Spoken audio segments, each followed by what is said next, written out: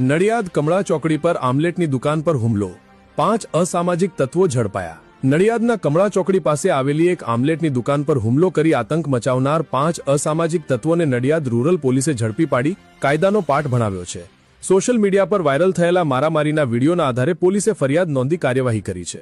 પોલીસે પકડાયેલા 5 આરોપીઓને ઘટના સ્થળે લઈ જઈ જાહેરમાં કાન પકડાવી ફેરવતા લોકોમાં કાયદા પ્રત્યે વિશ્વાસ વધુ દ્રઢ થયો છે। આ ઘટના રવિવારે મોડી સાંજે બની હતી। કમળા ચોકડીથી મંજીપુરા રોડ પર આવેલી દીપુ આમલેટ નામની દુકાનના માલિક નિલેશભાઈ ભોજવાણી અને તેમના પરિવાર પર 5 અજાણ્યા શખ્સોએ હુમલો કર્યો હતો। હુમલાખોરોએ ગાળાગાળી કરી ગળદાપાટુનો માર માર્યો હતો અને દુકાનમાં તોડફોડ કરી હતી। શરૂઆતમાં આરોપીઓએ માફી માંગી લેતા ભોગ બનનાર પરિવારે પોલીસ ફરિયાદ નોંધાવવાનો ઇનકાર કર્યો હતો, પરંતુ નડિયાદ રૂરલ પોલીસે આ વિડીયો મળતા તેમણે તાત્કાલિક તપાસ હાથ ધરી હતી। પોલીસે સ્વયં ફરિયાદી બનીને ગુનો નોંધ્યો। આ મામલે પોલીસે પપ્પુ નડિયાદ, ખાડ વાઘરીવાસ, કિશન